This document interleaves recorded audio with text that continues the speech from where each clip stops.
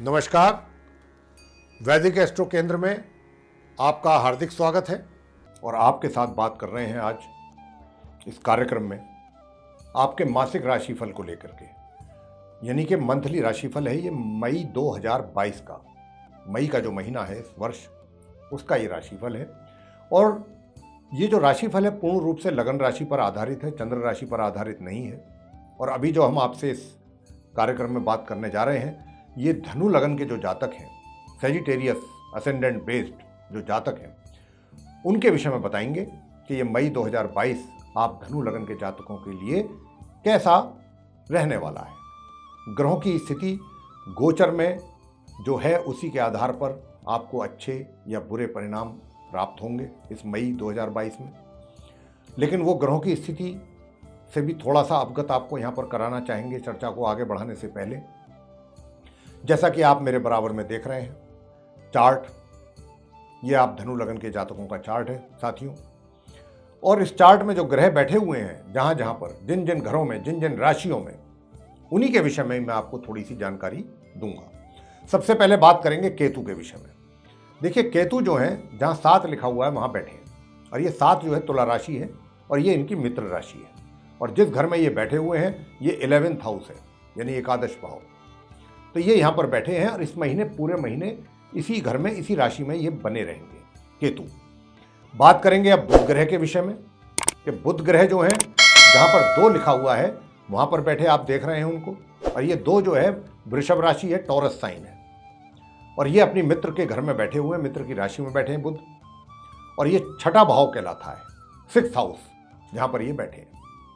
लेकिन बुध भी पूरे महीने इसी राशि, इसी घर में तो बने रहेंगे, इसमें कोई शक शुबा नहीं है। लेकिन 10 मई को ये उल्टी चाल चलना आरंभ कर देंगे और 13 मई को ये अस्त हो जाएंगे, यानी कि लुप्त हो जाएंगे। और फिर 30 मई को, यानी माह के बिल्कुल अंत में जाकर के 30 मई को ये पूर्व में जाकर के उदय होंगे, ये अपने अस्तित्व में आएंगे। ये इनका रहने वाला है पूरे मई के महीने में हिसाब किताब बुध ग्रह का। अब बात कर लेते हैं जहां सूर्य राहु आप देख रहे हैं, जहां 1 लिखा है वहां बैठे हैं। तो देखिए, सूर्य की तो अपनी ये उच्च राशि है, मेष राशि कहलाती है। ये 1 जो लिखा है इसको मेष राशि कहते हैं, और ये सूर्य की उच्च राशि है, यानी सूर्य यहाँ पर उच्च की राशि में है, अपनी उच्च स्थिति में है। लेकिन क्या है, राहु भी है वहाँ पर। राहु परम पापी, परम क्रूर, परम शत्रु, एक दूसरे के ये ग्रह हैं, परम शत्रु ग्रह हैं एक दूसरे के, सूर्य राहु।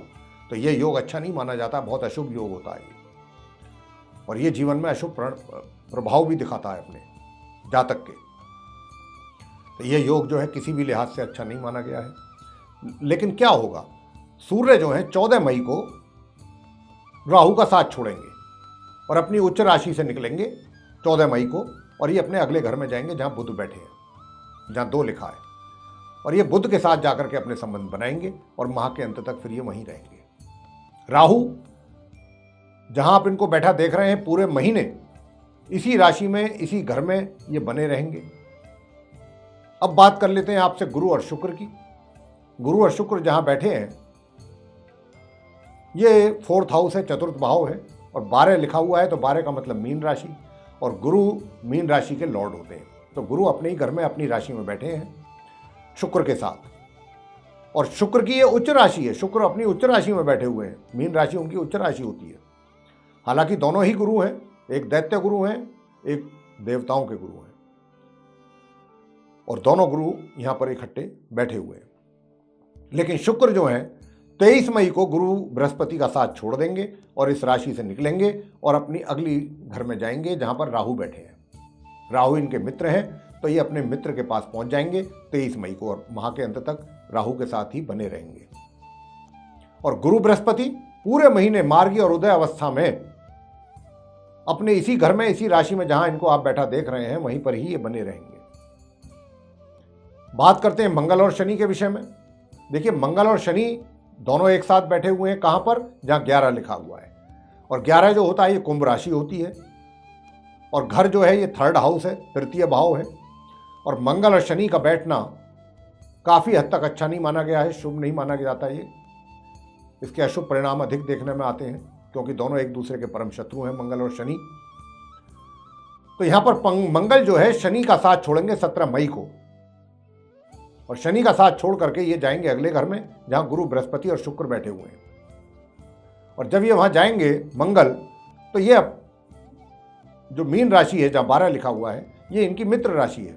मित्र राशि इसलिए है कि गुरु, बृहस्पति इनके मित्र हैं, तो उन्हीं के पास ये जाएंगे। और शुक्र के साथ भी इनका संबंध बनेगा 17 तारीख से लेकर के और 23 मई तक के बीच का जो समय, एक हफ्ते का। जैसा मैंने आपको कहा कि 23 तारीख को फिर शुक्र जो है अपना स्थान परिवर्तन कर लेंगे, यहां से निकल जाएंगे। और शनि जहां बैठे हैं, जहां 11 लिखा है, ये पूरे महामार्गी और उदय अवस्था में अपनी तृतीय भाव में, इसी राशि में, इसी घर में बने रहेंगे। तो ये थी ग्रहों की स्थिति। अब इनके आधार पर जो आपको अच्छे और बुरे परिणाम प्राप्त होने जा रहे हैं मई 2022 में, उनके विषय में बात अब आपके साथ करने वाले हैं। लेकिन आपको यहां पर एक चीज और बता दें, बात को आगे ले जाने से पहले, बात आगे करने से पहले, कि देखिए ये इतने जो ग्रह हैं, कुछ नकारात्मक भी रिजल्ट्स देते हैं हर व्यक्ति के जीवन में, कुछ पॉजिटिव भी देते हैं, कुछ अच्छे शुभ परिणाम देते हैं, कुछ अशुभ भी देते हैं। तो अगर हम कुछ नकारात्मक परिणामों की बात करते हैं अपनी चर्चा में आपके साथ, तो आपको घबराना नहीं है, परेशान नहीं होना, चिंता नहीं करनी। क्यों? क्योंकि इस वीडियो में अंत में जाकर के जब हम राशिफल आपको बता देंगे, तो फिर हम आपको उपाय देंगे, और ये उपाय बहुत सूक्ष्म और बहुत सरल उपाय होंगे, बहुत आसान उपाय। अगर आपने उन उपायों को पूरे महीने किया, तो ये मैं निश्चित रूप से कह सकता हूँ आपसे कि आप परेशानियों से बच जाएंगे, परेशानियां आपसे दूर हो जाएंगी। तो आइए सबसे पहले बातचीत करते हैं आपके करियर, प्रोफेशन को लेकर के, कि आपका प्रोफेशन, आपका करियर कैसा रहने वाला है इस मई 2022 में। साथियों, मैं आपको कहना चाहता हूं कि 1 मई से लेकर के और माह के मध्य तक तो आपका मध्यम रूप से चलेगा, चीजें बहुत अच्छी तरीके से चलती रहेंगी, जिससे आपको भी काफी संतोष रहेगा, सेटिस्फाई रहेंगे आप भी अपने कार्य क्षेत्र में। जो चीजें होंगी उनको देख करके, चाहे आप बिजनेस करते हैं, चाहे आप एम्प्लॉई हैं, चीजें सब आपके अनुकूल चलती रहेंगी माह के मध्य तक, किसी प्रकार की कोई कमी नहीं आएगी। लेकिन हाँ, माह मध्य से और माह के अंत के बीच में आप कुछ चीजें ऐसी भी फेस कर सकते हैं कि जो आपके अनुरूप ना हो, आपके अनुकूल ना हो, आपकी इच्छा के मुताबिक ना हो। आप चाहते कुछ और हैं, चीजें कुछ और तरीके से चलें। आप चाहते हैं चीजें इस डायरेक्शन में जाएं, पता चला चीजें कुछ दूसरी डायरेक्शन में चली गई, जो आपको पसंद नहीं है। तो इस प्रकार के रिजल्ट्स रहेंगे। हालांकि कोई नुकसान वाली बात नहीं है, पूरे महीने किसी प्रकार का मुझे नुकसान नहीं दिखाई दे रहा आपके कार्य क्षेत्र में, आपके करियर को लेकर के, या आपके व्यापार में किसी प्रकार की कोई हानि या नुकसान, इस प्रकार का कोई दूर तक मुझे संभावना नजर नहीं आ रही। लेकिन हाँ, ऐसा भी नहीं है कि बहुत ज़्यादा ग्रो हो जाए आपका व्यापार, बहुत अच्छे बड़े और मिलेंगे भी, ऑर्डर्स भी मिलेंगे, ऐसी बात नहीं है। लेकिन मध्यम रूप से चलेगा सारा कार्यक्रम महामध्य तक। और उसके बाद जो है थोड़ी बहुत बीच में अड़चनें भी आएंगी, कुछ बाधाएं भी आएंगी, और चीज़ें कुछ आपके अनुरूप, जैसा मैंने कहा, नहीं चलेंगी। आप चाहेंगे इस डायरेक्शन में चलाना, वो चली गई दूसरी डायरेक्शन में, कुछ इस प्रकार रहेगा। लेकिन नुकसान या हानि आपको हो, इस प्रकार की मुझे संभावना नहीं नजर आती। ये जरूर है कि कामों में थोड़ी बहुत विघ्न पैदा हो जाए, रुकावटें आ जाए, ये चीजें हैं, वो भी महामध्य के उपरांत। अब बात कर लेते हैं आपसे, क्या कहते हैं। देखिए, यात्राएं भी आप करेंगे, कार्य से संबंधित यात्राएं भी आपकी होंगी, लेकिन ये कब होंगी? महामध्य के उपरांत। मैंने जैसा कहा कि महामध्य के उपरांत जो है चीजें कुछ थोड़ा सा आपकी अनुसार नहीं चलेंगी। अगर आप चाहेंगे इधर जाएं, चली जाएंगी उधर, तो आपको उसी दौरान, उसी अवधि में यात्राएं भी करनी पड़ सकती है अपने कार्य से संबंधित, और ये यात्राएं लंबी दूरी की भी होंगी। लेकिन आपको मैं ये बताना चाहूंगा कि ये यात्राएं आपके लिए बहुत लाभकारी सिद्ध होंगी। अगर आप अपने कार्य के सिलसिले में लंबी दूरी की यात्रा करते हैं, तो ये यात्रा आपके लिए काफी लाभकारी सिद्ध होगी, नंबर 1। नंबर 2, जो जातक बाहर जाने में इंटरेस्टेड है, बाहर जाके अपना कारोबार करना चाहते हैं, या व्यापार या रोजगार करने में इंटरेस्टेड हैं, उसके लिए वो कोशिशें कर रहे हैं, उनको सफलताएं प्राप्त नहीं हो रही थी, कोई ना कोई उलझन, कोई ना कोई परेशानी, बाधा आ रही थी सामने। मैं आपको ये बताना चाहता हूँ, 17 मई से लेकर के और माह के अंत के बीच का जो ये समय है, अगर आप इसमें कोशिश करेंगे तो निश्चित रूप से सफलता आपको प्राप्त होगी। निश्चित रूप से अगर आप विदेश जाने की इच्छुक हैं तो इसमें आपका कार्य बनने की पूरी संभावना ग्रहों की ओर से नजर आ रही है। आगे बात करते हैं सुख सुविधाओं की। देखिए, सुख सुविधाओं का जहां तक प्रश्न है, ये महीना जो है पूरा, विशेष रूप से 23 मई तक का जो समय है, 1 मई से, ये आपकी सुख सुविधाओं से भरपूर है। आप या तो कोई बड़े घर में शिफ्ट हो सकते हैं, अच्छे सुंदर भवन में जा सकते हैं, भवन मतलब हाउस, घर, या खरीद सकते हैं, या कोई अच्छा वाहन खरीद सकते हैं, 4 व्हीलर खरीद सकते हैं, कोई 2 व्हीलर खरीद सकते हैं। इस बात की भी बहुत अधिक संभावना है, यानी कि सुख साधनों में वृद्धि हर तरीके से, इस बात का पूरा इशारा ग्रहों की ओर से मिल रहा है। इनकम की बात करें तो इनकम का क्या रहेगा? देखिए, इनकम की जहां तक बात है, इनकम में तो बाधाएं हैं, और वो भी 23 मई तक। 23 मई के बाद आपके आय के साधन बनने शुरू हो जाएंगे अच्छे, यानी कि आय आपके हाथों में आनी आरंभ हो जाएगी। कहीं से धन अगर नहीं मिल रहा है, बहुत कोशिशों के बावजूद, 23 तारीख के बाद प्रयास करें, धन आ जाएगा आपके हाथ में। 23 तारीख के बाद धन के आगमन के योग बनेंगे माह के अंत तक। धन की सेविंग्स को लेकर के बात करें, देखिए, सेविंग्स का जहां तक प्रश्न है, माह के मध्य तक तो सेविंग आपकी नहीं हो पाएंगी, लेकिन हाँ, इतना अवश्य है कि माह मध्य के बाद अगर कुछ प्लान करेंगे तो अवश्य थोड़ा बहुत सेविंग आप कर पाएंगे। और भाग्य का भी जो आपको साथ है वो भी माह मध्य के उपरांत मिलेगा थोड़ा सा, उसमें भी आपको भाग्य का सहयोग थोड़ा बहुत जरूर मिलेगा। और कार्य भी जो है आपके थोड़ा बहुत कुछ बीच में रुक गए, कुछ अवरोध आ गया, लेकिन बाद में गाड़ी आगे चल गई, इस तरीके से चलता रहेगा। परमानेंट काम पेंडिंग नहीं पड़ेंगे। तो ये इस प्रकार की स्थिति आपकी रहेगी कारोबार की और धन की और सुख सुविधाओं की। अब बात कर लेते हैं प्रेम संबंधों को लेकर के। और देखिए, प्रेम संबंधों की अगर बात करें तो उसके लिए बहुत कम समय के लिए योग बन रहा है साथियों, आप धनु लग्न के जातकों के लिए। और वो भी बनेगा कब? 17 मई से 23 मई के बीच का। तो जिन जातकों का आपस में पहले से प्रेम संबंध बना हुआ है, वो लोग रिलेशनशिप में हैं, तो अगर कोई पहले से कोई आपस में किसी बात को लेकर के तनातनी है, या कोई शिकवे शिकायत है, किसी बात को आपको उनसे शिकायत है या उन्हें आपसे है, तो 17 मई से 23 मई तक के बीच का वो समय है कि जब आप सारी चीज़ों को बातचीत के जरिए दूर कर सकते हैं और आप आपस में एक दूसरे के करीब भी आएंगे। ये वो समय होगा, सारी चीज़ों को भुला करके आप एक दूसरे की तरफ आएंगे और मिलना जुलना भी बढ़ेगा आपका। शादी विवाह का कोई योग नहीं दिखाई दे रहा है अभी दूर तक भी इस महीने, तो उससे हम इनकार करते हैं। और अगर कोई नई रिलेशनशिप डेवलप करना चाहते हैं तो आप माह मध्य से और 23 मई के बीच में अगर प्रयास करेंगे तो सफलता प्राप्त हो जाएगी। वैवाहिक संबंध कैसे रहेंगे इस महीने मई में धनु लगन के जातकों के? देखिए, वैवाहिक संबंध तो ठीक रहेंगे, लेकिन बस अपने जीवन साथी के हेल्थ को लेकर के थोड़ा सा सावधानी की जरूरत रहेगी। उनको हेल्थ के कुछ इश्यूज बन सकते हैं इस मई के महीने में आपके जीवन साथी को। उनके लिए आपको उन बातों का ध्यान रखना है और केयर करना पड़ेगा आपको अपने जीवन साथी का, ये आपको ध्यान रखना है। आगे बात करेंगे पारिवारिक संबंधों की। पारिवारिक संबंधों में तनाव पैदा होने की बहुत अधिक संभावना है साथियों, 1 मई से लेकर 17 मई के बीच में, बहुत अधिक, काफ़ी। मैं तो समझता हूँ कि शायद ऐसी स्थिति ना आ जाए कि भाई आप एक दूसरे से मिलना जुलना भी बंद कर दें, ऐसी भी संभावना बन रही है। लेकिन 17 मई के बाद चीज़ें जितनी मर्जी बिगड़ जाएं 17 तक, लेकिन 17 के बाद चीज़ें आप देखेंगे कि उनमें काफ़ी सुधार होना शुरू हो गया है। 17 मई से लेकर माह के अंत तक चीज़ों में सुधार होगा। रिलेशनशिप जो है आपके अपने पारिवारिक सदस्यों के साथ, उसमें इम्प्रूवमेंट होगा। और आगे बात करते हैं किनकी? शिक्षा जो प्राप्त कर रहे हैं छात्र, उनकी। भाई, धनु लगन के छात्रों को मैं बहुत ही सचेत करना चाहता हूँ, सावधान करना चाहता हूँ कि आपका पढ़ाई में तो दिल लगेगा और आप पढ़ेंगे भी, लेकिन कहीं ना कहीं आपके रिजल्ट्स जो हैं, जितनी आप मेहनत करेंगे उस हिसाब से तो आपको कोई अच्छा अवार्ड भी मिलना चाहिए था। जितनी आप मेहनत, जितना आपका पढ़ाई पर फोकस रहेगा इस महीने, उस हिसाब से तो परिणाम बहुत उत्तम मिलने चाहिए थे, लेकिन ऐसा योग नहीं है।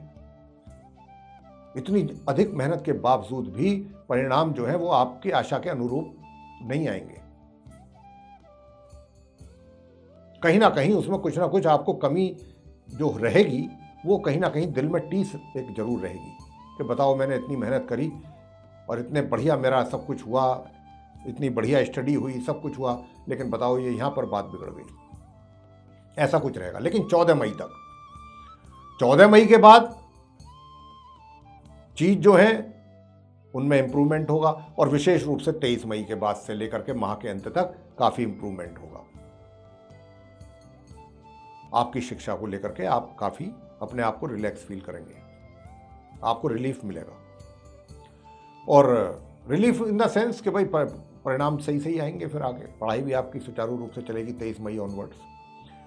संतान की ओर से भी अगर देखें तो संतान को भी जो मेहनत, और जहाँ पर जिस क्षेत्र में भी कार्यरत हैं, माता पिता से कह रहे हैं ये बात कि उनकी संतान जिस क्षेत्र में भी है बहुत अच्छा करेंगे, मेहनत बहुत करेंगे, उसके अनुसार दावेदारी उन्हीं की बनेगी कि अगर कुछ इंक्रीमेंट मिलना है या पदोन्नति मिलनी है, लेकिन ऐन मौके पर पता चला कि जो पदोन्नति मिलनी थी उसमें कुछ कमी रह गई,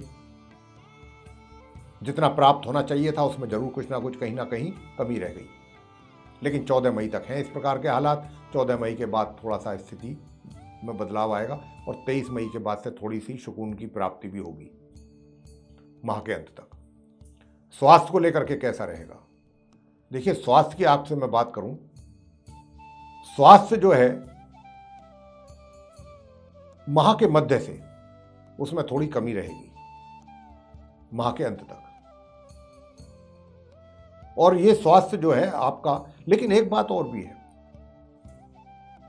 सूर्य जब यहां आएंगे 14 तारीख से, सूर्य चीजों को काफी संभालेंगे।